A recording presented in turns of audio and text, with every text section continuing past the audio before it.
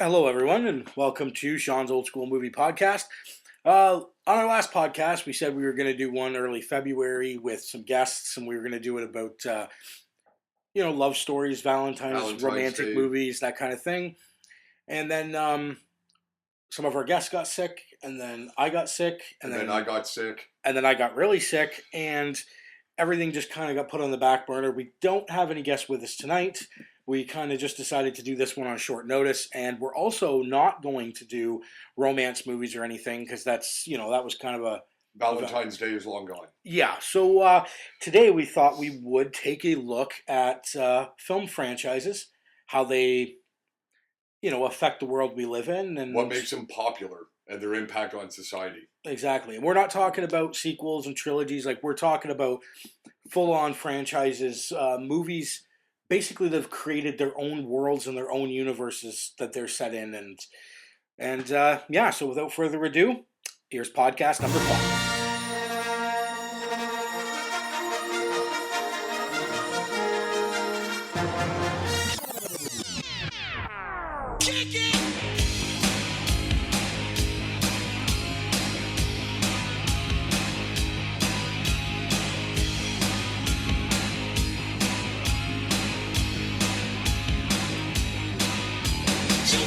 All right, so we're talking about Film franchises. film franchises, film worlds, film universes. So we've all seen or heard of franchises such as, just to name a few that we're going to be talking about today, the Friday the 13th franchise, Star Marvel Wars. franchise, Star Wars franchise, Harry Potter, Harry which Potter. we won't really talk that much about because I don't think I've actually seen an entire Harry Potter movie. I've seen the original 3. But Um, but films that have essentially created their own universe, their own characters, their own worlds. right. And like I think the big one that we kind of need to talk about right off the start, the big one would be Star Wars. Star Wars. Like Star Wars, they didn't just make a movie It created or a world. or a bunch of movies.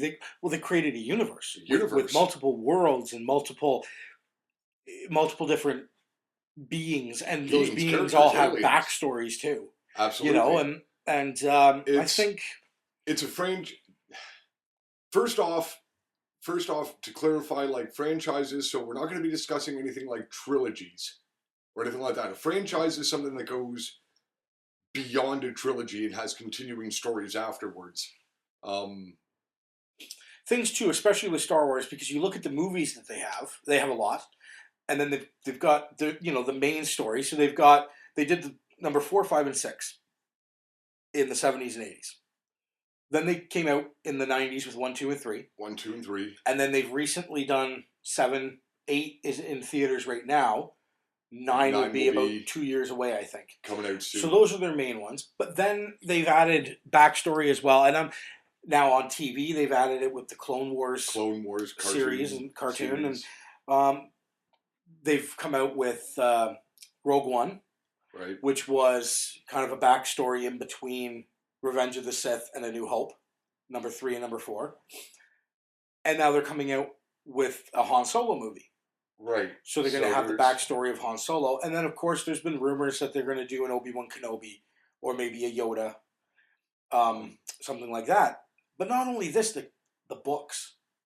Right. Like if you dive into it, there's hundreds, if not thousands, of Star Wars books that add to this universe. Now, some would be canon, some wouldn't. People will argue, what's part of the universe and what's not. But we're not going to get into that because I don't know enough to say, right, this is part of the universe and this isn't. Like people will say there's a Star Wars universe and then there's a Star Wars cinematic universe.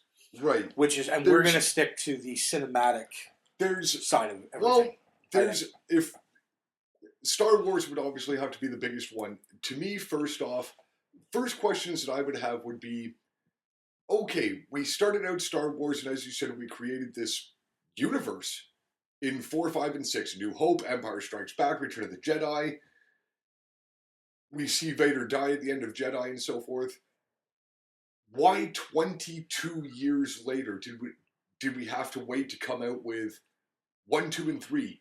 And not also that, for creating a whole entire universe, certainly ain't a whole lot of story you came out with between 4, 5, and 6, and 1, 2, and 3. It's the exact same fucking story, just following a different guy.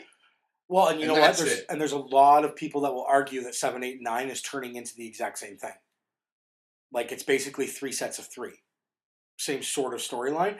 Right. But, I don't know. I think the time that they waited in between kind of made sense. Because when they came out with Star Wars again, like, I'd seen the movies. I wasn't born when the original ones were made. Nope, neither was I. But my parents, my dad made sure I saw them because they were classic films. So I watched the Star Wars films. Okay. And then you know what? Then they came out with 3 new Star Wars films. So of course I wanted to see those. But not only did I want to see them, but my dad wanted to see them. Right? Like, it brought back that nostalgia for him as well. Right. So when you say... So you basically waited for the next generation before you made 3 more. And they've done the same thing essentially now. They waited almost another, like, I think it was 15 years at this point, but they waited a long time till they came out with the other 3. Which, I mean, they're still working on. Right. And don't get me wrong, man. I am not bashing Star Wars. I'm not bashing the Star Wars franchise. Okay. So for the first 6, like, story may be the exact same, but take a look at everything you've created through this franchise, and not just in cinematography-wise or film-wise or anything like that.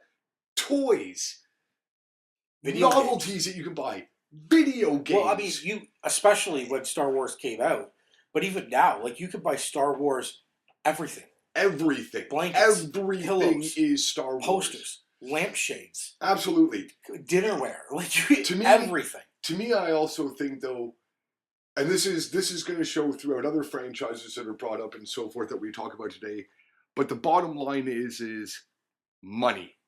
Okay, so you ask, why did you wait 22 friggin' years before you came out with 1, 2, and 3? Money. The money was there. Look at the freaking money we created. Not to mention the fact the absolute legions of fans that screamed for friggin' more. And you also did it at the right friggin' time. There is a whole new realm of generation out there that want to see more Star Wars. Well, exactly. I love these. Not to mention the fact it's also kind of like a revamp for the newer generation. Oh my god! That was incredible! Would you show a newer generation, like, A New Hope first? Or... okay, maybe The Empire Strikes Back, because I fucking love The Empire Strikes Back. And I don't give a shit. I don't give a care what any of you say if you comment on this or anything like that. The Empire Strikes Back is the best Star Wars movie ever freaking made. I agree. I agree. But I think you have to start back at number 1. Like, I think at this point, you'd want, once they're done, you'd want to watch them 1 through 9. Right. And that's not the order they were released, but the order they were written, essentially. See, they were smart, because when they came out with 1, 2, and 3, the kids wanted to go see those movies. Sure. But not only the kids wanted to go see them, their parents wanted to go see them. Sure. So now they're coming out with the new ones. And the kids want to go see them. And the parents, which are our age now, want to go see them. And the grandparents who watched the ones in the 70s and 80s originally now want to go see the new ones as well. Star Wars basically, to me, has become a science fiction soap opera. So first off, Star Wars is created for everybody. It is not just created for, like, only older kids can go and see this, or this is too kiddie-like. Only kids should go see it. No way, man. Anybody of all ages can go and enjoy Star Wars. That's what else makes it awesome. So there is tons of action, great special effects, no foul language whatsoever, no blood and guts, but it is awesome, entertaining, ass-kicking fun. Oh, absolutely. It's fantastic. And as I said, like, the money was there. And if anybody that knows the history of Star Wars, so, like, when George Lucas thought of Star Wars, first off, he presented it to some people, and they said, no, this is science fiction. Science fiction is for children. We don't want to do this. And he went ahead and he created his own studio name, his own film name, created his own makeup and special effects, area as well. And, this guy had no money to make this fucking movie. He had nothing.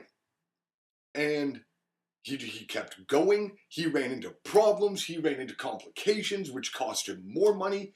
The actors kept saying, like, George, this is never going to work. And he said, nope. He said, I want to make this. This is going to work. He was so freaking determined. And when it finished, god damn it, if it just didn't blow everything out of the friggin' water. How much is Star Wars worth today? I mean, the special effects, I don't even want to think special effects alone at the time were cutting edge. Absolutely. No one had ever seen anything like it. Right. And so it's just, it's one of those things where I think one of the amazing things about it too is the new ones they're doing. They have Luke Skywalker in it. The movie takes place 40 years after the first one. Right. And you have a 40-year-older Mark Hamill playing the same character. Absolutely. And same thing with Leia and same thing with Han. You get the same character, which I think adds a layer of, I don't want to say realism because it's not, but it does. I mean, it's not like you're getting somebody who sort of looks like Luke Skywalker to play Luke Skywalker. You've got Luke Skywalker. It's almost like they said, well, this movie takes place 40 years later, so we need to wait 40 years to make it. Which is amazing when you think about it. Like whether they planned it out like that or it just that's the way the dominoes fell. So it's kind of amazing to think that Mark Hamill's playing the same character that he played in whatever it was, 1977. 77. So on that note, by me going on about the concept about the actors saying this is never going to work. This is a project that, well, who would have guessed that however many friggin' years later.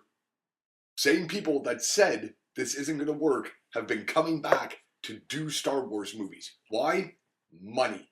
The franchise makes money. You stick Star Wars on anything, Buckaroo is going to come steamrolling in. Well, not only that. Give me a movie that Mark Hamill's in. Well, does it have to be visually? Well, I mean, he did the voice of the Joker and the animated Batman things. And that's pretty much it. But does anyone know Mark Hamill as anything other than Luke Skywalker? Stage plays. Does anyone know Carrie Fisher really as anything other than Princess Leia? God rest her soul. And when you think of Princess Leia, do you think of anything else other than her in that gold bikini attached to Jabba the Hutt? No. Now, I mean, Harrison Ford went on to do a hell of a lot of stuff. But still... That's hilarious. But still, what has Harrison Ford done in the 50 movies he's done, honestly, that came anywhere close to what Star Wars is? Besides Indiana Jones, nothing. And hey, don't get me wrong, Indiana Jones, fucking awesome, amazing, but it ain't Star Wars. You can stick Indiana Jones and Star Wars on shit all over the place, but Star Wars will come out on top. But you ask people, what is Harrison Ford in? And some people will say Indiana Jones, some people will say Air Force One. Was it Air Force One? Is that the one he's in Air Force One. Fugitive. I just wasn't sure if that's what it was called. The Fugitive. There's a few. But everyone knows. It's Han fucking Solo. Damn right. Right? That's what he'll be known as. I am Han fucking Solo. Well, maybe Indiana Jones. You could probably go that far too.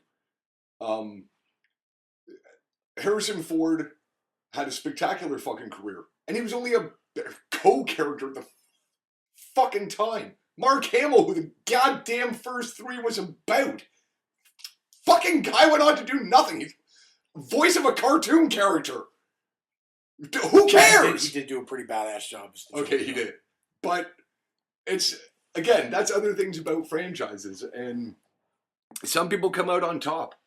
And some people don't. But either way, Star Wars definitely came out on top. And Star Wars to this day has become a huge part of mainstream society and our culture.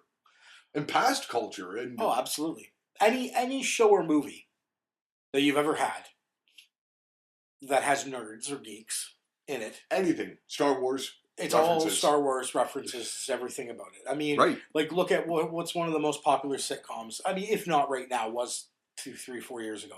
Big Bang Big Theory. Bang Theory. So many Star Wars references in that. They did. Totally. They did a movie a couple of years ago, and I'm blanking on the name of it. But the movie was literally about this guy was dying of cancer, so they were all fanboys, and they're all Star Wars fans. So they pile in the van to get their friend to go to the Lucas Ranch to try to get a sneak peek at the new Star Wars movie before their friend died. Right. So, and there's literally movies people have done that are based on Star Wars, right? That aren't about Star. You know what I mean? Like but it is. At the time, what that fucking movie did was also promote Phantom Menace. We made this funny ass fucking movie that we know people are going to go see. Tons of people are going to go see. And what is it promoting at the same time? The Phantom fucking Menace. And of course, this kid's going to come out and say, fucking A, man, it was awesome. And then, I don't know if it's actually filmed at the very end of the movie at the premiere, but tons of people. And that's exactly what the Phantom Menace did when it premiered. Hundreds of thousands of people lined up for weeks outside the theater. There are very few movies where people will line up and camp overnight in fucking costumes. Costumes, literally. Like, not even the camping overnight thing. Just going to the movie in costume. You don't see that for a lot of movies. No, absolutely. You know what I mean? Like people don't dress up like Vin Diesel to go see a Fast and the Furious movie or a Riddick movie or Chronicles of Riddick movie. You know what I mean? Like that just doesn't happen.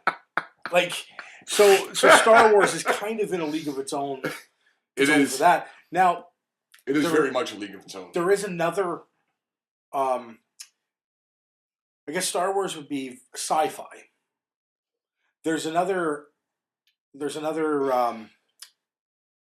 universe and film series out there that's more. It's equally as far-fetched, but it's more of a fantasy one, and it's a lot more recent. And I'm not going to say it had the same effect as Star Wars, but it definitely became very mainstream and ingrained in our culture and everything. And that's the Lord of the Rings. Right. I mean, everybody had kind of heard of the books. Hey. If you hadn't read them, a lot of people had heard about them, or at least heard about The Hobbit. But when it was released, like, it was a big deal. In a film. Absolutely. Absolutely. Fantastic. Fantasy, as you said, fantasy story and mystical wizards, magic dragons. And huge. And I remember when I was in grade 6, I had a teacher, Mr. Quinn, and he would take 15 minutes at the end of every day and read us a couple pages of The Hobbit because it was his favorite book. And he read us that book throughout grade 6, and I remember I loved it. So I remember buying the Lord of the Rings trilogy in grade 7 to start reading. And I remember I had a couple of teachers tell me it's way too advanced for grade 7. But I plowed through it, and it took me probably all of grade 7 and grade 8 to get through the 3 books. Absolutely. But I did, and I loved them. And when the movies came out, I was floored because they followed the books almost to the letter. Right. There was the odd thing they omitted for time that wasn't relevant in The Lord of the Rings. The whole Adventures of Tom Bombadil, if you're familiar with it, they left that part out. But again, it didn't really have much to do with The Lord of the Rings itself. But they followed the movies, or the books. The movies followed the books so closely. Yeah, what makes The Lord of the Rings stand out too, let's also say from Star Wars, what keeps it also separate is the fact that Star Wars had to make up stories at first. These weren't books or anything like that. Lord of the Rings had a series of books. We can do these first 3, and if they do really well, we have this Hobbit series that was prequel? Yeah. Prequel. Right, beforehand. We can even bring that out and extend the story even further and give people backstory if we want. Well, the crazy thing about it, and I mean, The Hobbit, so The Hobbit was, I think, if I remember right, J.R.R. Tolkien came up with the idea for The Hobbit when he was fighting World War I. He came back, and it was a bedtime story that he started telling his grandchildren. And then he wrote it. And then when he was done, he wrote The Lord of the Rings. But not only did he write The Hobbit and write The Lord of the Rings, but he wrote the Silmarillion and this backstory. He created languages. Like, you can learn how to speak Elfish or Dwarfish because he actually wrote these languages. Well, sure, and he made them work. And when you talk to language experts, it's insane how he created this whole language, and he created its own rules that don't follow the rules that English does, but say follows the rules that other languages do. Do you know what I mean? He took bits from all these different languages and put them together because, like, in his language, the T, like in English, it's TH to make the whatever sound.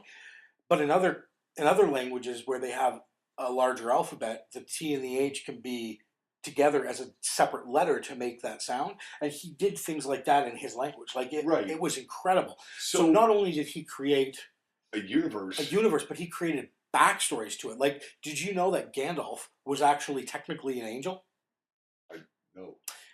There was basically this main god who created these angel-like beings called the Maiar to sing the universe into existence. And they did, in harmony. But there was one that didn't like it, wanted to create his own song, and he became Sauron. Right. So anyway, this, like, five of these Maiar ended up coming to Middle-earth as wizards. When Gandalf comes into The Hobbit, he's already over 2,000 years old in his human form and doesn't do a whole lot because apparently he's got all this power, like the power of a god, but he's not supposed to use it because he's not supposed to directly be involved with everything. He's more there as a counsel and guidance. And that's why people will say, well, Gandalf's supposed to be a powerful wizard, but he really does shit throughout the movies. But that's because he wasn't supposed to. But there's this whole, like, and that's what I mean. It's not just the movies. If you delve into it, there's a hell of a universe there. Sure. To explore. I mean, he's written thousands of years of history. I have seen, and the Lord of the Rings part of it is just a tiny little blip in this huge universe that he made. I have seen, like, throughout my time of growing up, like, Lord of the Rings books or Hobbit in tons of people's homes, libraries, school libraries, and stuff like that. Now, I didn't know the books went back, or the stories went back that far, before they were ever even written, or anything like that. But you could almost sit there and say that the Lord of the Rings was almost, say, a setup creation for, well, going back to Star Wars. So, if this guy couldn't create a whole entire different universe, why can't I create one in space? So you bringing up different languages, like speaking, what'd you call it, Elfish? Yeah. Or whatever the hell it is. Like, Star Wars had to create tons of different languages for these characters. The Wookiees. Jabba the Hutt's guys, or whatever planet they're fucking on, or these guys and whatever planet they're on. Tons of different things, and all it is okay, it sounds like gibberish. Little sand people? Sand people. They spoke their own language? Right. If we're gonna create a universe, you can't just create it, you gotta create languages for these universes. You have to create everything down to a T, to their look, to their society that they live in, and everything. And Star Wars nailed that. Every time they went to a planet, it looked very different from a different planet. You know what I mean? And also, you could almost go as far as to sit there and say, now, the fact that the Lord of the Rings had wizardry and stuff like that, ooh, well, would that maybe be where the idea of the Force came from? Could be. There's your wizardry right there. Which it is almost kind of like a form. I can move objects on my own. I can make you think whatever I want you to think by just a motion wave of my hand or a thought through my head. I can shoot lightning from my fingertips. I can shoot lightning from my fingertips and fry you to death where you sit. Which was a power that they neglected to tell Luke that the Emperor might have. Yeah, that the Emperor... Like, I mean, Mace Windu knew he had it. Because Mace Windu got fried. So, you think that when Luke was going to go confront the Emperor, you know, I did say something, but I'm not Yoda Ghost or Kenobi Ghost would have at least said, oh, by the way, may shoot lightning out of his fingers. Watch for that one. But you can block it with your lightsaber. Just FYI. Just so you know. But yeah. But I mean, those are two. Those are two where they really created something special. Like they created worlds, and they created races, and they created languages, and they created history.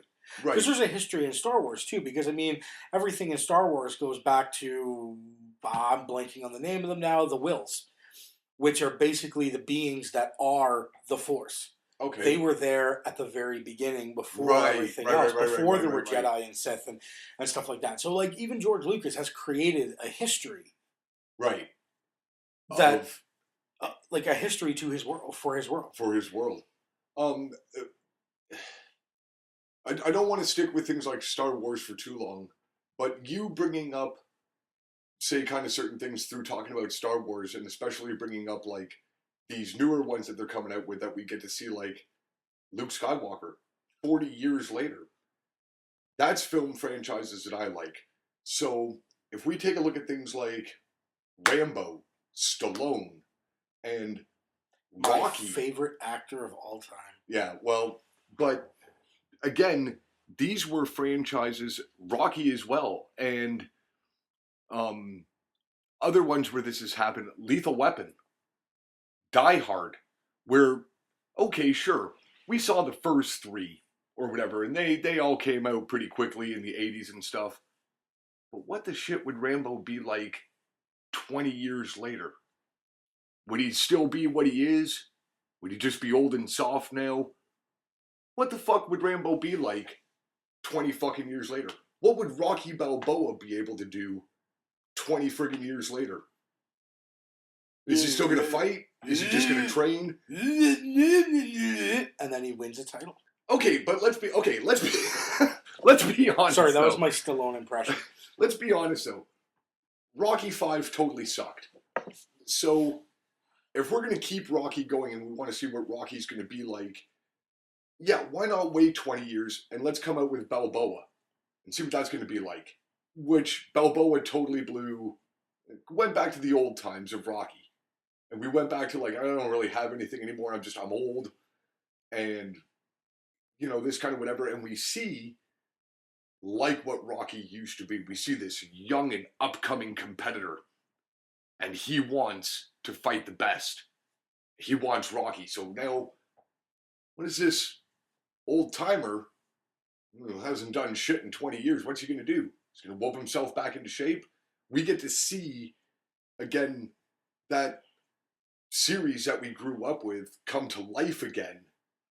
And, you know, we go back to, again, the beginning of, say, Rocky, and we get to see that the heart and the determination, you may not win, maybe you will win, but I put all the heart that I had into this, again, like what we see before. Or say, like Rambo, you know, we had this, you know, Green Beret, this killing machine, who, what we saw in the first three, you know, he was the man.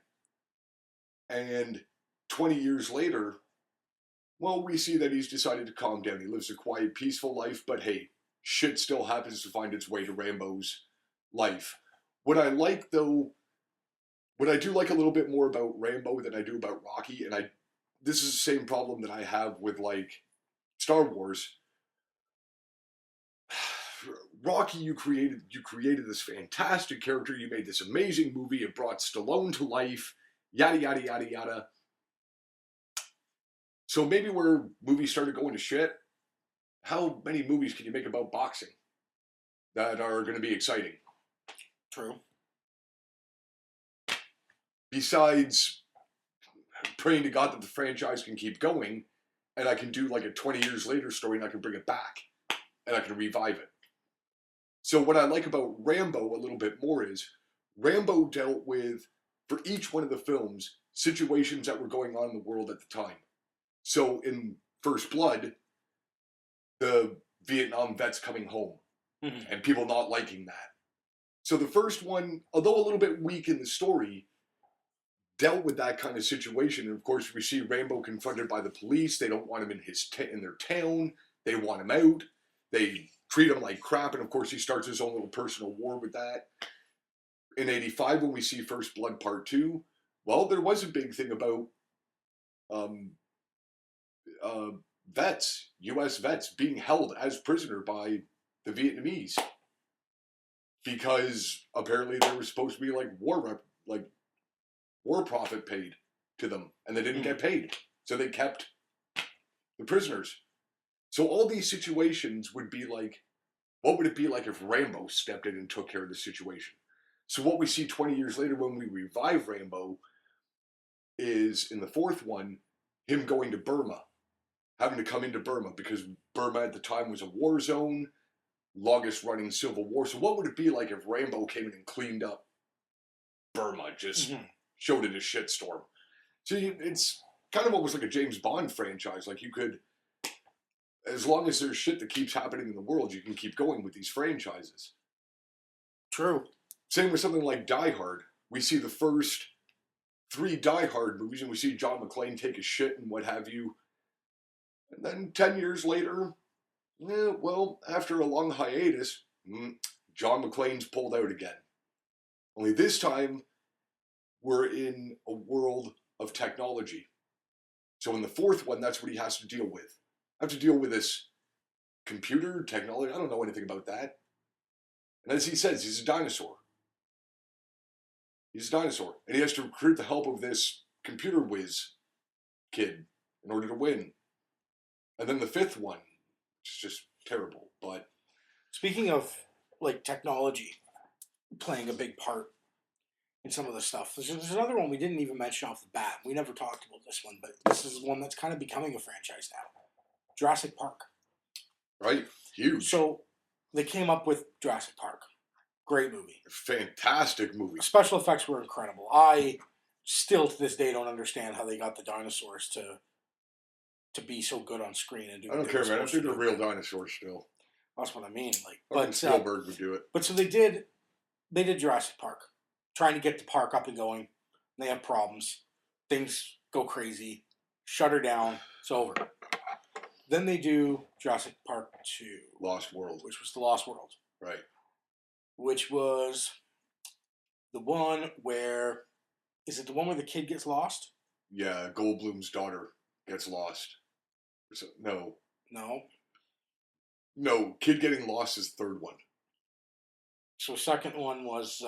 They go back to the park. Some guy wants specimens or something like that from the park to... I don't know. What of the kid got lost, and they hire them to go find the kid. Right. On the island of dinosaurs.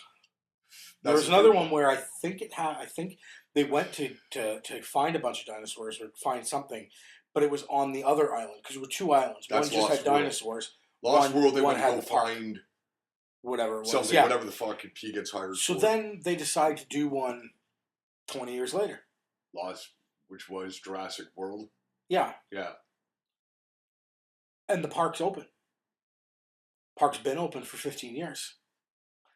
And because of all the advances in technology, people are fucking bored. Yeah.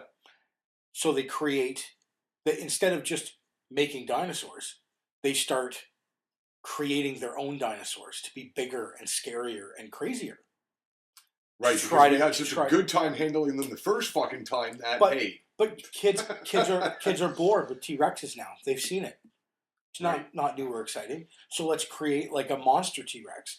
And then shit goes crazy, and Chris Pratt comes in and saves the day because he that's the whole intimate bond with Velociraptors. But anyway, the thing was, I thought it was kind of neat because in the first one, they're trying to open the park, and it fails, and they can't open it because it wasn't safe, and everything went to shit.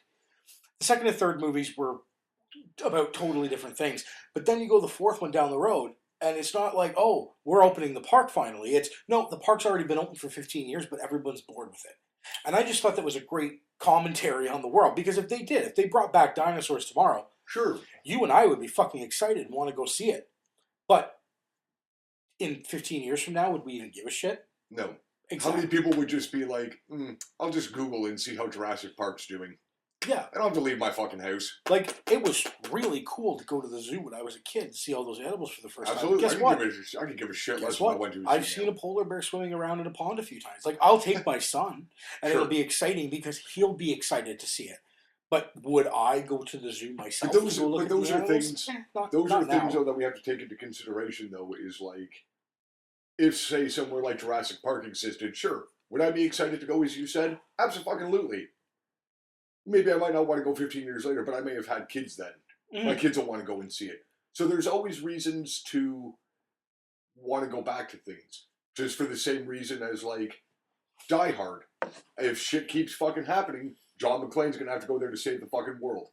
If shit keeps happening, Rambo's gonna have to go there to save the fucking world. Until somebody kills these people, there will always be things for these people to do. So until Chris Pratt trains all the dinosaurs. Right. Then, you know. Because they are coming out with another one. Yeah, I heard that. Fifth one, I think. But, okay. So an impact, which Jurassic Park, I'm sorry, man, I'm going to stick with you Jurassic Park for a little while here. For a little bit.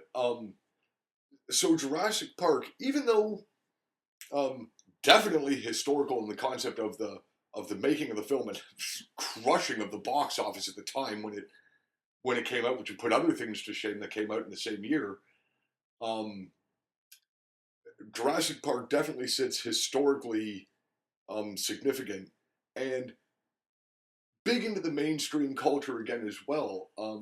Again, as you employed, like playing God and creating dinosaurs. It shows that in our society, as much as we try to play God with many things, that... And that was at a time, too, and that was interesting, because that sort of reflected something, because at the time, that's when, I believe, either they were just working on it or had just cloned a sheep for the first time. Right. And, and advances in that science were taking off. And I mean, let's be honest, like that movie had... Like, those movies had everything. Like, tropical, like, fresh story, something new. Tropical location. Running away from things. Dinosaurs. Scary dinosaurs. But what I liked the best too, though, was its scientific background. It didn't just say, oh, we created this fucking park. It went through the process of how they did it. And how we created the dinosaurs. This sap and these mosquitoes, which got caught up in this sap. And still to this day, sometimes I think, is it possible to do that? Is that possible? I've read many times now that it's not. You can't actually distract DNA. But the story is so fucking deep, you could believe that shit. Well, especially when you're a kid. Going to see that movie. And you definitely believed it. As I think what makes it a big part of like mainstream society too is us as kids and our kids today. Dinosaurs will always be the first thing. Dinosaurs were the first thing I was ever interested in. I love dinosaurs. I had a huge dinosaur collection. Dinosaur books. Dinosaurs. Dinosaurs are pretty awesome. Why not learn about something that lived 65 friggin' million years ago? Plus. No, they were definitely, I mean, they didn't have the longevity, I think, in society like Star Wars has had. No. It didn't have the impact. But I mean, because there was a time where it was the thing. Okay. It did bring about a whole new dinosaur craze. Now, I was going to jump into something different, but now that is awesome that you brought that up, because I think this is definitely a good question to bring up. So let's take a look at film franchises that started out really good, and somebody please explain to me how they went to shit. So, Jurassic Park, at least in the first three, like Jurassic Park, awesome. Lost World, good, but not the original one. Jurassic Park 3, oh my god. Yeah. What were you thinking? So Lost World kind of... Was that the one with William H. Macy? Yes. Yeah. So... Even he couldn't save that one. Lost World did revive things, because again, this is 10, 15 years down the fucking road. What's Jurassic Park going to be like today if we, like, make it? Mm-hmm. My biggest film franchise that has pissed me off through the years, because I am such a huge fan of the original, is Jaws. So, in 1975, we created this film that sounded almost virtually impossible to fucking do. We built a shark. Somehow going to work in the fucking ocean. which it practically almost didn't. But somehow Spielberg made it work, and $500 million later, he was happy as a pig in shit. So somebody please tell me, as technology got better, how the fucking films got worse. Please somebody explain that to me, because I would love to know. Again, if you have comments about how that is possible, I would love to hear them, because I don't get it. I don't get it. And I don't get how the goddamn series kept going. Money. Yeah. Jaws was so fucking big that if we put Jaws up on something, people are going to go and see it. Who's not going to want to see people get eaten by a giant fucking mammoth shark? There's no suspense anymore. Once you know it's a shark, who gives a shit? But hey, I want to see people get eaten, and just be thankful they didn't take it to the next level and have the sharks be in tornadoes. Ooh, well, why the fuck didn't we? Because somebody did that again 20 fucking years later. You know what? With goddamn Sharknado. And the sad thing is I think there's 3 movies, so it's well on its way to becoming a franchise. Becoming a fucking franchise. So, like, I mean, once we make it past the second Jaws movie, I mean, oh my god. The third one is so fucking bad. God damn it, the original people didn't even fucking come back for the third one. Okay, and then, to make matters even worse, Lorraine Gary, the mother from the first two, for some odd reason, her story was that, and this is the only reason why there's a fourth Jaws, ladies and gentlemen, is because she wanted to make a fourth one. And her husband, who was the head president of Universal at the time, she went to him and said, I think we should make another fourth Jaws movie. And he said, okay. And she said, I want to be in it. And he said, okay. The biggest thing that I don't understand is the first Jaws movie, lady's kid gets eaten. Off the raft. Yeah, like in like North Carolina or something, right? No, Amity. Everything happens in Amity Island. But doesn't she move for one of the films? That's the fourth one. Yeah, she goes to Florida. No, Bahamas. The Bahamas, sorry. I want to get away from a shark that is terrifying me on the eastern coast of the U.S., so I'm going to move to the Bahamas. Move to Oklahoma, you dumb bitch. Anywhere, like, somewhere. Why would you go somewhere where there's more sharks? Well, okay. But then her kid lived there. The shark followed her. Yes, her kid lived there too, so that's one reason to go. But somehow the shark followed her. Either way. If I'd had 3 movies where I'd been in a mess with a homicidal shark that kept coming back, I wouldn't go to the Bahamas. I'd be like, no, I'm moving to Oklahoma. You come visit me. Right. So, like, this is what I mean by a franchise getting beyond ridiculously bad. Again, which I've probably done this before, but to recap the fourth Jaws movie, like, my son gets eaten. I move with my other son to the Bahamas, which somehow the shark which ate my kid follows me there because it knows that's where I'm going. And somehow it beats me there, even though it just swam 3,000 miles. Maybe it caught a ride in a tornado. That's right. And you know, great white sharks can't live in the Caribbean or warm water. Somehow the shark always seems to know where she is. It roars like a fucking dinosaur. This movie, to prove like just how bad it is, was made in 9 months. And that's not just making the film. That's getting the rights, writing the script, finding actors, putting the movie together. 9 months time. 9 months. It takes a year most times before you even get the fucking rights to make a movie, let alone put everything together. This movie is so fucking bad, and it is a massive downfall to what could have been. It didn't even have to be a franchise. It could have just been the first fucking movie. I don't even know how a second shark came to Amity Island. Let alone a third shark came to Amity Island, because the third one doesn't even take place in Amity Island. It takes place in SeaWorld. Who cares? Who fucking cares? There's oh my god. I'm sorry, I'm almost on the verge of tears. So that is your film franchise that went from good. No, actually, I have another. Down the shitter. Which I've got one too. We might be thinking of the same one. Well, if you're going to say Alien, then... I was not. Okay. But you go ahead. Alien. Alien. First Alien. Now, this franchise, again, had prospects to be freaking awesome because the first two were friggin' amazing. And the first two stories tied in. Dealing with, you know, this creature, which came aboard this spaceship, killed everybody, whatever, this hostile organism. The second one continues with this story, and they wind up going back to the planet for whatever reason to destroy these organisms with badass Marines. So the first one, unbelievable suspense, practically no music, which keeps your fingernails being chewed to the bone through the whole thing. Great characters, great acting, absolutely original story, and probably the creation of one of the greatest movie monsters ever. Just a virus, which is pretty much what the alien is. It just creates and spreads.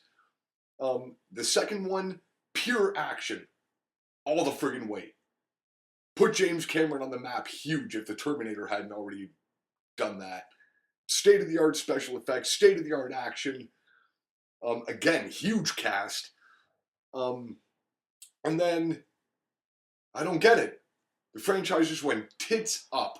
We completely deviated from everything, and well, the fact that the planet that the aliens lived on was destroyed, but somehow an organism got off and wound up on a desolate prison planet with a couple of lifers who decided to hang around on the fucking planet that found God somewhere at the ass end of space, and somehow do battle with this alien that can apparently wipe out a bunch of people in one go with no weapons, no nothing. And then somehow, where did we come up with alien resurrection? I'm sorry, because if we killed the species, I'm sorry, you did what?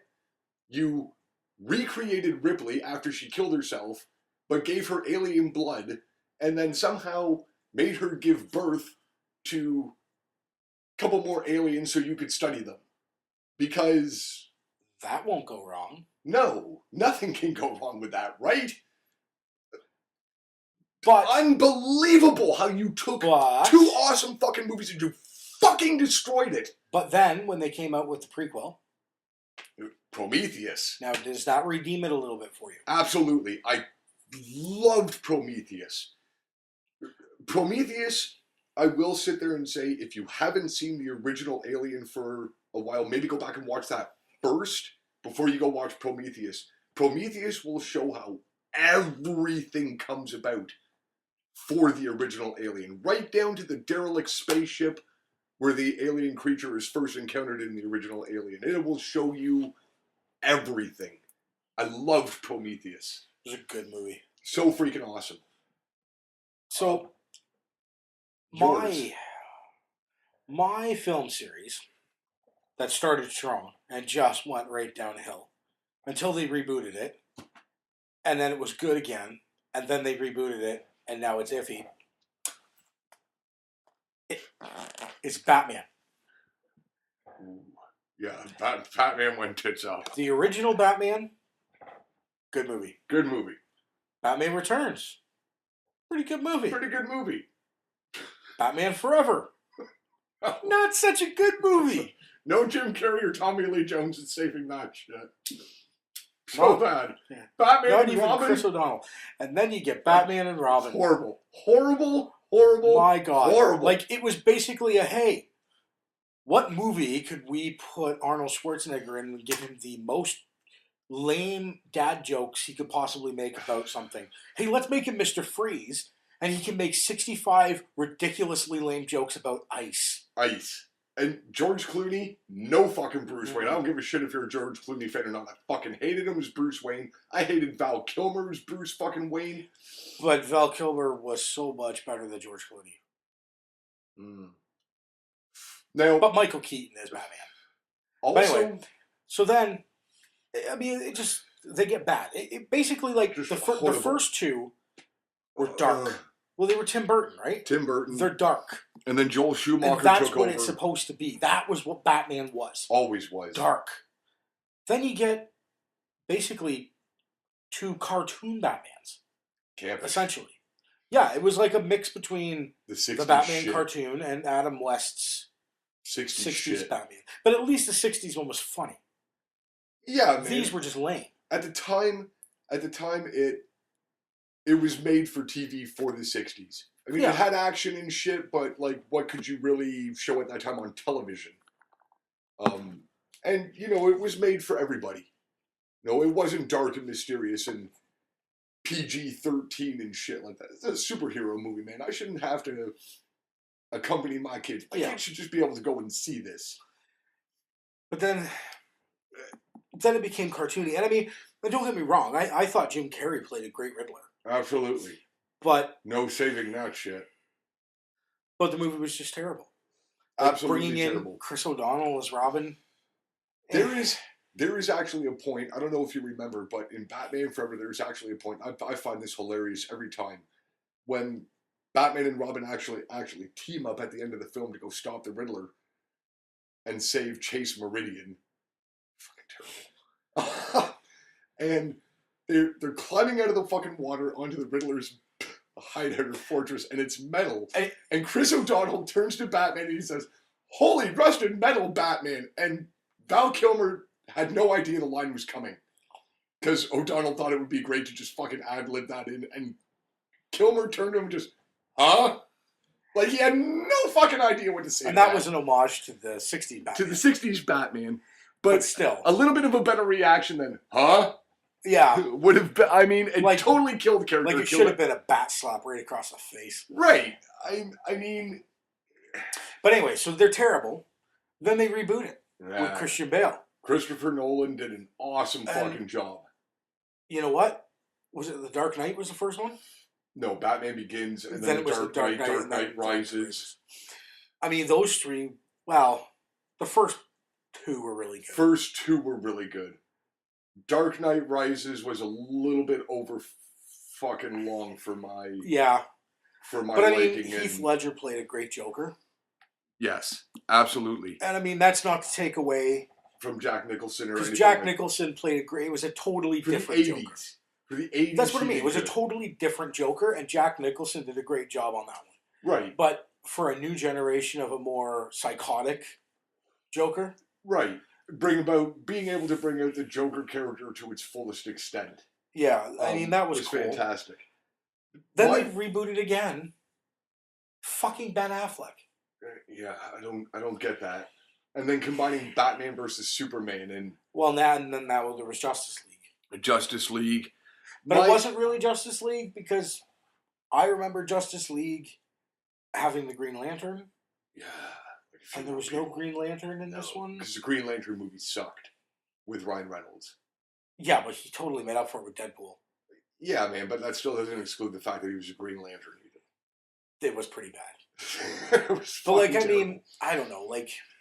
My only problem that I have with Batman and the whole entire Batman franchise and series is somebody please tell me what the proper stories are for everybody, because the stories all seem to fucking change throughout absolutely everything. There's like 9 different ways that Two-Face became Two-Face, about 4 different ways the Riddler became the Riddler. I don't know how many fucking different ways the Joker became the Joker, but fuck me, the Joker is the Joker. Or where Batman's parents died. Who killed Bruce Wayne's parents? Well, somebody please tell me again. Not only that, in Batman Begins, he was boinking Katie Holmes, right? Yes. And then in the second movie, there's just no Katie Holmes. I think there was another woman. Yeah, there's always a different woman or whatever. Speaking of other superhero movies that just went really fucking downhill, Superman, the original 4, Christopher Reeves for Superman 1 and 2, totally awesome. And when Superman came out, like Star Wars, there wasn't one fucking piece of merchandise that you can name that didn't have Superman shit on it.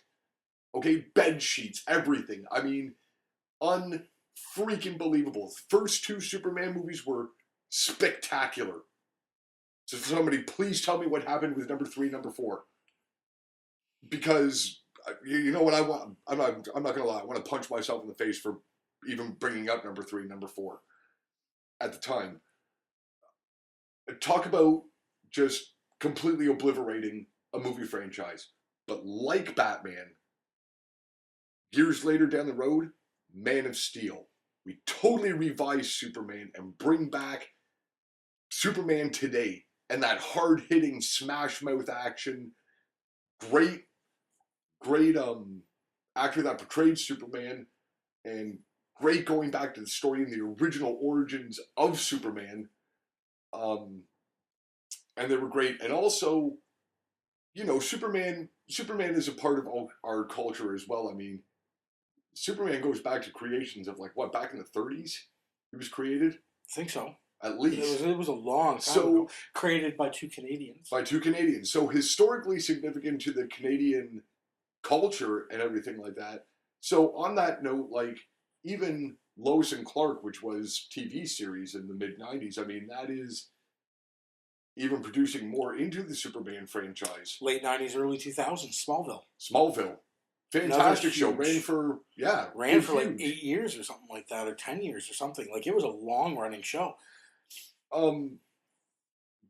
Moving on from superheroes, though, because this is a huge one that I want to touch on as well, and definitely due to its pop culture phenomenon, and this is definitely one where I think about why so popular is Friday the 13th series. Now, this is a horror film series which, as time progressed, became more and more graphic with its gore concept and other concepts that needed to be in these films because they were rules for these films, and how a monster or a thing like Jason can actually not be the anti-hero, but the hero. As time progressed, you didn't fear Jason, you cheered for Jason. You just couldn't wait to see what Jason looked like each film. And these guys who portrayed Jason, who we never got to see their faces or anything because there were tons of makeup and all this shit, but the popularity that they gained because they were Jason as time progressed. And as the films progressed, like, no, first off, Friday the 13th these were just small independent horror films throughout the go, but delivered the goods of what people wanted. People being killed, nudity, boobies everywhere. You know, and as time progressed, killing in the most graphic of fucking manner. And seeing each time, how are we going to resurrect Jason today? Lightning? Someone with telekinetic powers resurrects him out of the lake and gets his heart beating again? I don't know. Oh, like the 9th one. A coroner eats his heart and becomes Jason. I don't know, but there's 10,000 different ways you can revive Jason. Does that not happen very often? On occasion. Maybe if you're hungry and you need some beef. But these movies, longest running horror movie franchise, there is 13 Friday the 13th movies. That includes one remake, and that includes Freddy vs. Jason. The movies are all the same.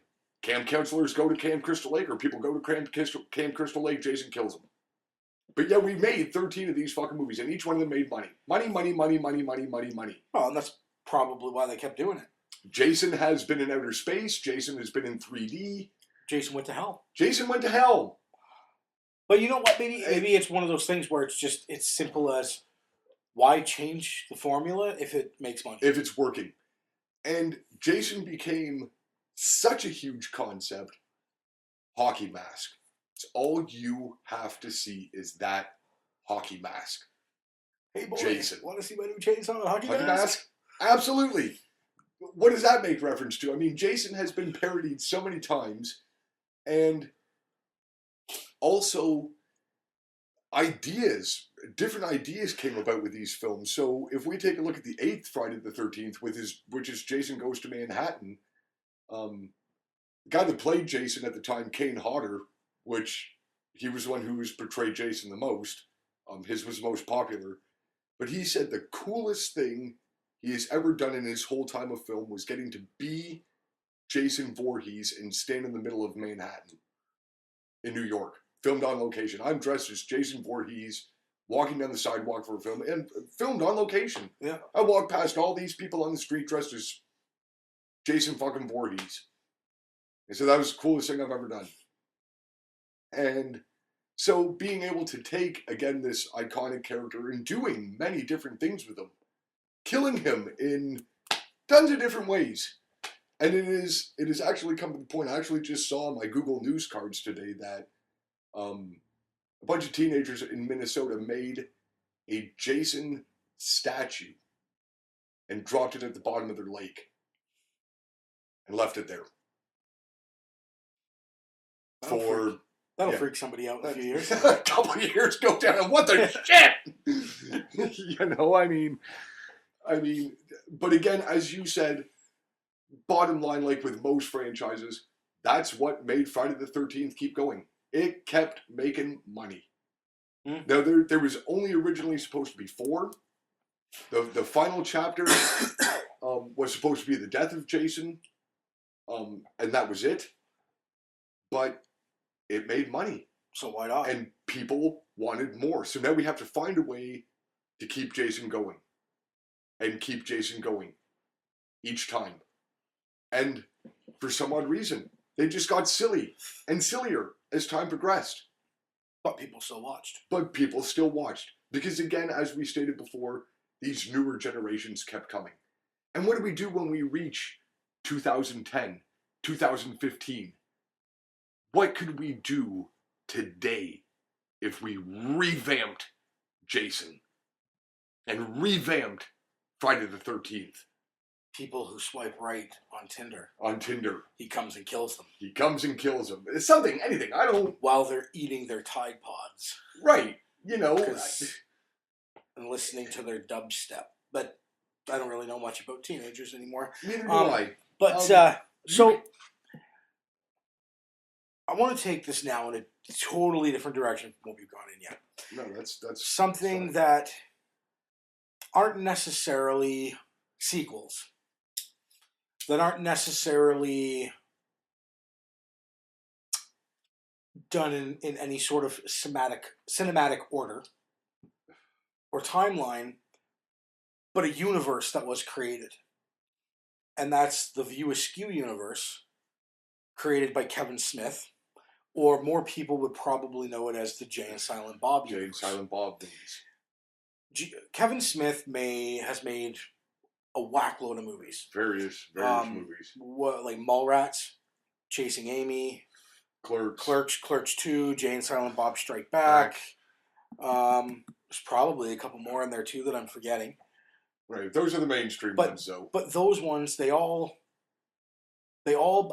kind of had the same character. Even Dogma, like they all had the same characters, right? To an extent, all the same actors were in them. The odd time the actors would play different characters, but for the most part, they played their own characters, right? And they all lived in this little world, like in the real world, but their own world. You know what I mean? All these movies kind of exist in that world, like in Clerks and Clerks 2, the two guys work at the convenience store, and then they work at movies in the second one. Jay and Silent Bob hang out outside. Right. Jay and Silent Bob Strike Back was the comic book that the guy was making in Mallrats or whatever. He sold to a movie studio, and Jay and Silent Bob, like, it was based on them. Chronic and Blunt Man. They wanted their money. Right. So they go to Hollywood to get their money. And then in Dogma, they decide to go to Sherman, Illinois, and this is kind of another universe, to go to the town where all the John Hughes movies were filmed. Because it's all a bunch of rich white kids, and there's no drug dealers. So they decided to go there to sell everyone drugs and bang all the women. Then when they get there, they realize he made up the whole thing, and there is no Sherman, Illinois. So then they meet up with this lady, and they have to get her back to Boston. And now the characters are different, because in that one there's 2 angels. Right. One of them's Matt Damon, one of them's Ben Affleck. And Ben Affleck is in most of the View Askew movies. And he plays different characters in a bunch of them. And in this one he happened to play an angel. But Jay and Silent Bob play Jay and Silent Bob in almost all of these movies. Right. So basically what we're looking at with this franchise series is a franchise with a co-franchise, almost kind of say, stuck on the side. Mm-hmm. So, even though, what's Kevin Smith? Yeah, Kevin Smith. Even though Kevin Smith made various different movies, but like we don't call them by their titles. We call them Kevin Smith movies. Mm-hmm. And it's almost like he's created his own franchise out of his own name. He almost did what John Hughes did in the 80s. Right. So that's why we're paying homage to John Hughes, but there are things that we look for in his films. As you brought up, Jay and Silent Bob. We know Jay and Silent Bob are going to show up 9 times out of 10 in a Kevin Smith movie. That's number one, because we look for that. Sure, I want to go see the Kevin Smith movie, but I want to go see what Jay and Silent Bob are going to do. What their little side co-adventure is. And, like, again, so, like, say with John Hughes, we do the same thing. We don't refer to them all the time as, like, Breakfast Club or whatever. Do you like John Hughes movies? Yeah. That's what we say. Because John Hughes focused on one thing in the 80s. Teenagers. Teenagers and what the world of a teenager is like. I can't tell you what Kevin Smith's movies focus on. But Jay and Silent Bob. I look at a lot of Jay and Silent Bob are great because Jay never shuts up whenever he's on screen through whatever movie they're in. Or even if they're not in the movie, just whenever they appear, he just talks and talks and talks and talks. And Silent Bob says nothing. Till the end of the movie, he will always say, so he will always give one profound speech to wrap it all up and make everyone see clearly at the end of the film. Right. So again, those are things that we tune in for those. We tune in to see those kinds of things. And they're what make the franchise the franchise. So you could almost say it's Kevin Smith franchise or it's a Jay and Silent Bob franchise. Where would you more coin that as? Like, what would be your reason for going to see a Kevin Smith movie? Because I like Kevin Smith movies, or I like Jay and Silent Bob, or... See, all his movies are done with his production company, View Askew. I've always looked at it as the View Askew universe, right? And so whether it's Jay and Silent Bob in it or not, I know if it's Kevin Smith, it's going to have a lot of the same characters, and it's going to be funny. Right, we know what I mean. It's going to be entertaining, and that's... and it's going to be simple and entertaining. Like, Clerks was black and white and basically filmed in a convenience store. But it was awesome. But it was great. Clerks 2 was basically filmed in a fast food restaurant. Right. About 2 guys trying to move on with it. Well, one guy trying to move on with his life, and the other guy just content to be where he was. So basically what we're saying, at least with these first 2 Kevin Smith movies, and even we can take a look at things like Mallrats as well. Maybe Dogma might be a little bit more fantasy for what I'm about to say, but these are things, again, which pop into our culture and our society. If you've ever had a job like working in a restaurant, like working in a convenience store, Jesus fucking Christ. Sucks. What the hell? Okay, sure. You know what? For some people it may suck. For some people it may be the socializing prospect. Mm-hmm. The different things I get to see on a daily basis in a convenience store. The different in a people restaurant. you interact with. I work in a restaurant. I work in a restaurant / bistro. The amount of different people that I see come in each day, different stories that I hear, different people that I talk to, regulars that I see come in on a daily basis that I have great conversations with. And same thing with the convenience store. What excitement am I going to have today? Am I going to be robbed today? Mugged today? What jerk-offs am I going to have to deal with today? Is it going to be a dead as doornails, or can I just go on the roof and play hockey? Are you going to have Jay and Silent Bob? Am I going to have Jay and Silent Bob show up? And same with, like, Mallrats. Like, there was a generation where, like, going to the mall and just hanging out at the friggin' mall and seeing what shenanigans or crap I can get into today. Well, that sort of was the 90s. That was. Let's go to the mall. How many times have you just been bored and said, let's go to the mall? We have open Mallrats. It is a part of at least our generation of growing up. We at one point in time were all fucking mall rats, and we still do it today. I mean, if we go to the city, what's the first thing we want to do? Hit the mall. True. Unless I'm going to the city for a specific reason. Shit, we still do that. And when you go to the mall today, flooded. Because that's all people have to do. True. Is go to the mall. Be mall rats. Shit, most of the time when you go to the mall today, how many people when you go are actually shopping? Or they're just standing there doing just killing fuck time. all. Killing time. Absolutely. So, since we're getting to that point where we kind of want to start, I wouldn't say wrapping it up, but kind of make sure we hit the things we wanted to hit. I'm gonna swerve back to superheroes for a bit, because there's one universe we haven't touched on yet. But as we start to get into that, there was another movie franchise, sort of like Batman, where they made some movies, and then they rebooted it, and then they made some movies, and then they rebooted it, and then they made some movies. And that's Spider-Man. Spider-Man. Like they did they did 3 Spider-Man movies with Tobey Maguire. Right. And then they squashed it. And then they came out with 2 more, and that was with Andrew Garfield. Yes. He did 2. He did 2 of them. And then they squashed that.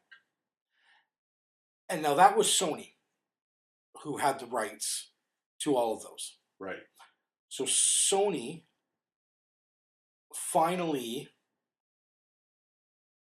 gave the rights back or allowed it to be used because they realized after 5 movies and 2 reboots and nobody gives a shit about our stupid Spider-Man movies, they finally gave it back or allowed the use of it to Marvel Studios again.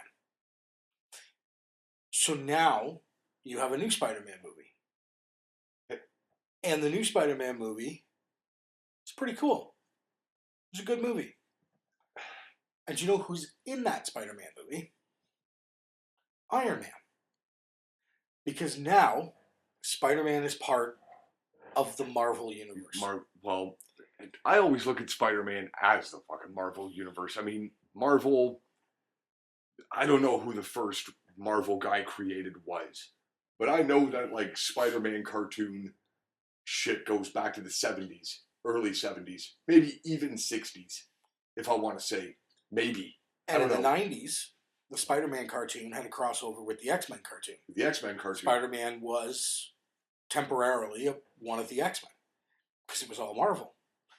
But the Marvel Universe, I'm not going to say they didn't create something like Star Wars did. They didn't create something like Lord of the Rings did for creating worlds. Right. But what they've done is they've made like 20 movies about all these different heroes. They've made like 20 different movies about all these different heroes, kind of one by one. And then what they've done is they've taken them all, and now they're going to put it all together into one. So they've had a few different movies, like Captain America has had 3 movies. Iron Man has had 3 or 4. Spider-Man's had 1. Black Panther has 1 out now. Ant-Man had 1. Thor's had 3. I just saw the most recent Thor one, Ragnarok, last week, and it is awesome. There's been 2 Guardians of the Galaxy movies, and there's been 3, maybe 4 Avengers movies. The Black Panther movie's out now, if I didn't mention that one. But anyway, so they have all these movies, and now they're bringing it all together for Infinity Wars. So you've got all of these superheroes that you've watched in all of these different movies. Some have crossed over. I mean, Captain America Civil War was kind of where we first saw Black Panther and where we first saw the new Spider-Man. But all of them are now coming together into basically a 2-part giant movie that's going to be the end. How giant though is it going to get? Where does something like this stop? Well, it stops because it's like saying like where does James Bond stop? Well, the thing is, it's supposed to stop after it's basically a 2-part movie. Because if and then it's over. Because if you go back to say like, shit, man, I don't even remember how it went. Because I'm not sure which came first, which came second, what the fuck ever. I lost track a long time ago. But like, I'm pretty sure at the end of like, say Hulk, like Banner's sitting in some bar in the desert, and who does he get a visit from? Iron Man. We want you to come and join our group. Shit, man, you can go all the way back to that. And you can see, like, right back then, and people, when that happened, were like, oh my god, like, are they fucking creating the Avengers? And they did. And Iron Man. But, like, when his movies came out, who did he get visits from? Nick Fury. Nick Fury. Shit. Shield. So Iron Man had his movies, okay, but now they've got the Avengers. The Avengers are essentially, there's Iron Man, Thor, Captain America, the Hulk, and then there's Hawkeye, Black Widow. Those are essentially the Avengers. Now, so somebody please tell me where all these other characters that's the thing. Came in. I don't ever remember any of these guys being part of the fucking Avengers. Well, but that's the thing. Up. They're not so much part of the Avengers. So Iron Man, they're just in there to make Iron Man has stumbled upon Spider-Man. Like, he stumbled upon Peter Parker, convinced him to come help him out. So Spider-Man is not part of the Avengers. He just helped out. Tony Stark made him his suit. But that's essentially where that one lies. Black Panther came into it because he was a superhero protecting his home country, and in Civil War, his father, who was the king, was assassinated by a guy who was friends with Captain America. Captain America goes to defend him, and the Black Panther decides to go kill him and crosses paths with Iron Man, who's trying to stop Captain America, and that's why it's like Civil War. Okay, so hold on. So there's all of these different things. All these different characters. But there's the main Avengers. But then you get Black Panther, who's like kind of a side character. There's a couple of other side characters with the Avengers as well. Spider-Man being one of them, and Ant-Man being another. So they've all had their movies. Now they're all crossing over. There's the 2 Guardians of the Galaxy movies.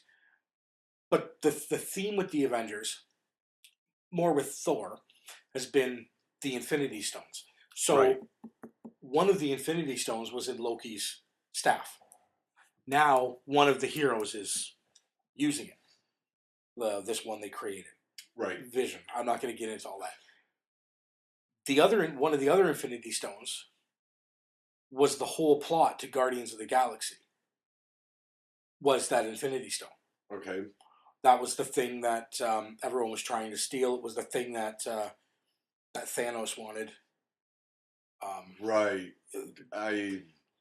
And at the end, remember, one person couldn't hold it because they weren't powerful enough, and they all held hands and managed to contain the power. Right. That was an Infinity Stone. I remember that.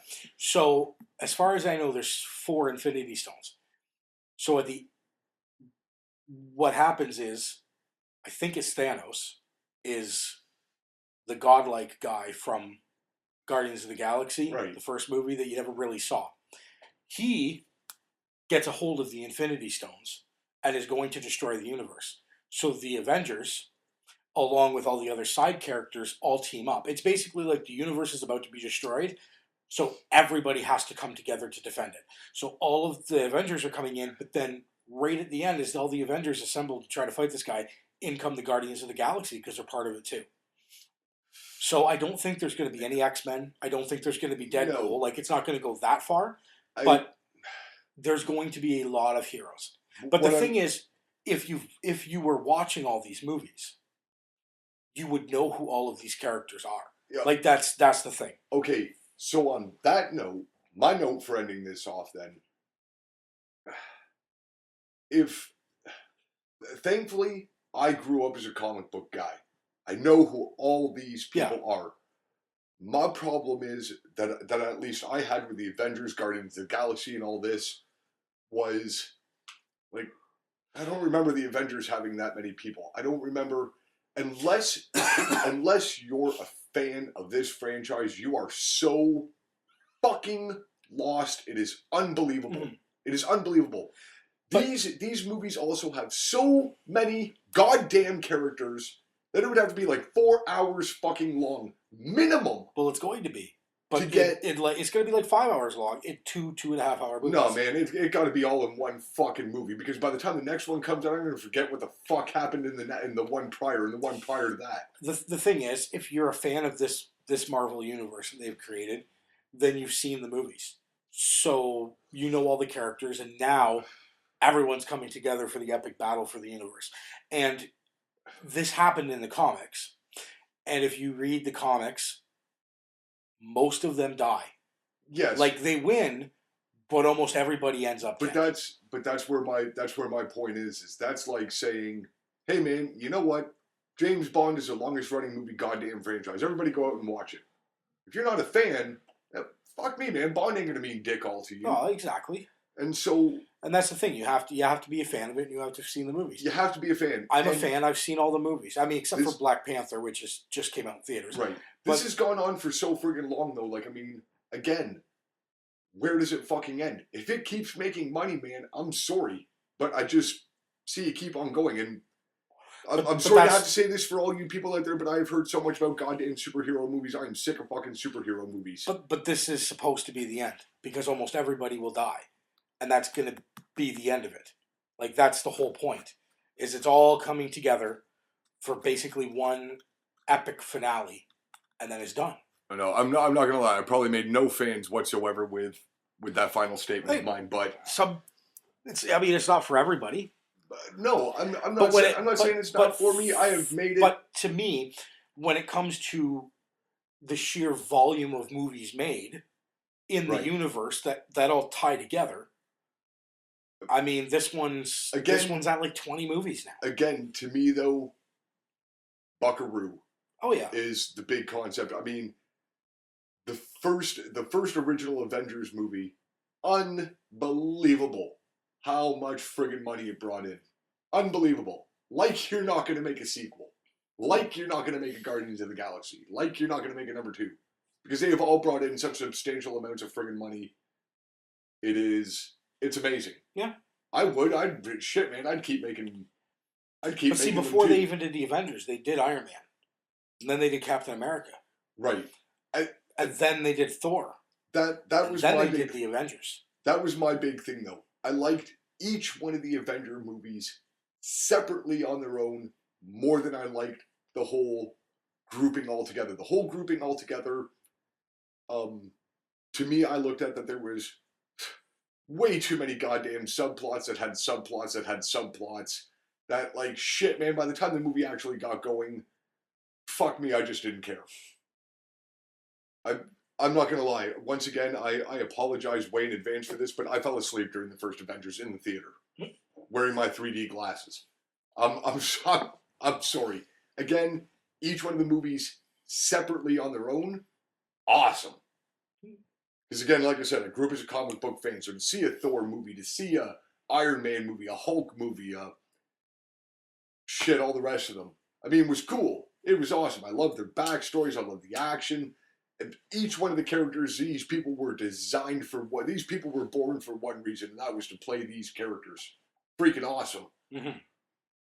I just found way too much. Shit, man, even if we go back to Spider-Man and the Tobey Maguire ones, shit, man, the fact that you only had, like, Venom, Sandman, and maybe one other bad guy, I can't remember. Dr. Octopus? No, that's the second one. All I remember is Venom and Sandman in the third one. Maybe there was a third guy. But shit, the third one. Oh, okay. Even that was too many fucking people. I mean, crap. There would be like a point where like Spider-Man would be fighting Sandman and he would beat him, and we wouldn't see what the fuck Sandman was doing for like another 20 minutes after that, but he's still sitting in the same spot where Spider-Man kicked his ass. So too much shit in between. The movie's not long enough to cover everything that's there. Way too many characters is like having too many people to move a small object that you don't need that many people for. Well, either way, I'm excited for the new Avengers movie. Infinity Wars Part 1 out in theaters sometime this spring. James Bond sucks. So, whatever. No. Yeah, so I guess, I mean, to be honest, everything is not for everybody. No, it's not, man. But, and again, we're all our own fans. I think what we did figure out here tonight is that there are quite a few series out there. There's quite a few universes and worlds created, and sure. And the nice thing about it too is you watch one movie, and if you like it, there's so much more to watch. So much more, and you know what I mean. It's not like I watched a movie and it was good, and it's done. It's like I watched a movie and I really like this movie, and now there's 6 or 7 other ones I can watch. The bigger thing that we're also overlooking, what we have proven while doing this, is the fact that these franchises leave open huge discussions and debates that you can talk about forever. Absolutely. Create your own little theories, create your own little endings. What do you think is going to happen next? It's almost as if it gives you a chance to be a filmmaker. Shit, if I was going to make the next Guardians of the Galaxy, man, ooh, whatever happened in the last one, ooh, I think this is going to happen in the next one. Oh, but wait, this happened. Ooh, but would that really affect the debates that come in, the ideas that come in? Star Wars alone, you can talk about forever. Well, that's the whole thing. What's the big debate that's been about the new Star Wars fans is, oh God, what's her name? I know exactly. Oh, God, I can't believe I'm blanking on that. Either way, I know where you're going. Right. I know where you're going. Ray. Right. Who's Ray's mother? Right. Who's Ray's father? Who are her parents? So are we going to find that out the next one? Right. But anyway, so what we've learned here tonight is there's lots of series out there, lots of franchises, lots of things that people can check out and get a lot of hours of watching if they enjoy it. Lots of discussion, lots of debates. So on that note, I think we'll end it for today. Yeah. But speaking of Star Wars and the whole, who's Ray's parents thing, I mean, that's a Star Wars debate. But I think we should leave this podcast tonight with the one question that's never been able to be answered and the biggest debate that everybody who's ever watched Star Wars will ever have. And this is one that anybody out there watching who's a Star Wars geek, it'll crush your mind for the next couple days trying to figure it out. And that question is, who shot first, Han or Greedo?